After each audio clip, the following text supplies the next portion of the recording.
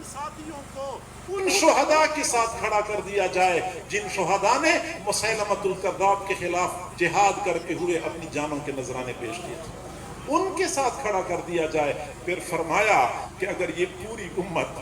یہ تمام کے تمام مسلمان میرے نانا کی جوتے کے ایک تسمے پر قربان ہو جائیں پھر بھی میں کہتا ہوں کہ حق ادا نہیں ہوا۔ جی ہاں، اس انداز سے ان کا تعلق تھا۔ لاہور میں ہی بیان فرما رہے تھے، کسی نے کہا کہ وہ پاکستان کا گورنر جنرل خواجہ ناظم الدین لاہور آیا ہوا ہے۔ بیان کے دوران ہی کسی نے پرچی دے دی، وہ بیان کے دوران ہی جلال میں آئے، جذبات میں آئے، فوراً اپنی مبارک ٹوپی اتاری اور ایسے ہاتھ میں پکڑ لی اور ایسے اچھال دی، لاہور والو تم میں سے کوئی ایسا بندہ ہے جو میری یہ ٹوپی لے جائے، میری یہ ٹوپی لے جائے، یہ خواجہ ناظم الدین کے قدموں پہ جا کے رکھ دے اور خواجہ ناظم الدین کو یہ کہہ دے کہ یہ وہ ٹوپی ہے جو دنیا میں کسی کے سامنے نہیں جھکی ہے، یہ وہ ٹوپی ہے جو دنیا میں کسی کے سامنے نہیں جھکی ہے۔ خواجہ ناظم الدین، ہم آپ کے قدموں پہ یہ ٹوپی رکھتے ہیں، ہم آپ کے سیاسی حریف نہیں ہیں، ہم نے آپ کے خلاف انتخابات نہیں لڑنے ہیں، ہم نے آپ سے اقتدار نہیں چھیننا، ہمارا صرف ہم یہ کہتے ہیں کہ ہم آپ کے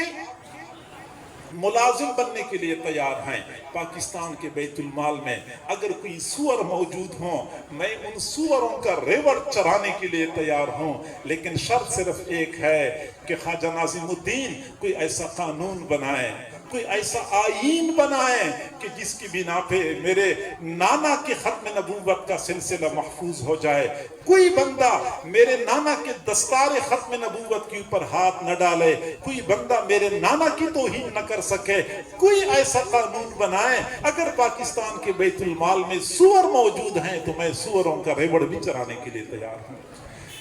خدمات لامحدود ہیں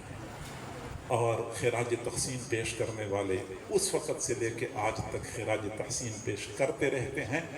اور انشاءاللہ یہ سلسلہ پھر بھی جاری و ساری رہے گا، لیکن فقط خراج تحسین پیش کرنا اور سبحان اللہ کہنا اور نعرہ لگانا یہ کافی نہیں ہے۔ ہمارا یہ دین یہ نعروں کا دین نہیں ہے، یہ عمل کا دین ہے، یہ کردار کا دین ہے، یہ کچھ کرنے کا دین ہے۔ لہٰذا آپ سے میری یہ گزارش ہے، آپ حضرات اگر ختم نبوت کے نام پہ جمع ہو چکے ہیں یا حضرت مولانا سید عطا اللہ شاہ بخاری رحمۃ اللہ علیہ کے ساتھ عقیدت اور محبت کی بنیاد پہ یہاں جمع ہو چکے ہیں، تو ایک تو حضرت شاہ صاحب کے ساتھ محبت کا یہ تقاضا ہے کہ ہم انہوں نے جس مشن اور جس طریق پہ اپنی زندگی گزاری ہے ہم اسی طریق اسی مشن کے ساتھ چمٹے رہیں، ہم اسی طریق اسی مشن کے ساتھ چمٹے رہیں۔ انہوں نے جو جماعت بنائی تھی مجلس احرار اسلام اور جن عظیم مقاصد کے لیے جماعت بنائی، یقیناً کافی حد تک وہ جماعت ان مقاصد کے حصول میں کامیاب ہو چکی ہے۔ ہم اسی جماعت کے ساتھ چمٹے رہیں، تعلق مضبوط سے مضبوط تر بنائیں اور عقیدہ ختم نبوت کے تحفظ کے لیے اپنی تمام تر صلاحیتیں، اپنے تمام تر وسائل کو بروئے کار لائیں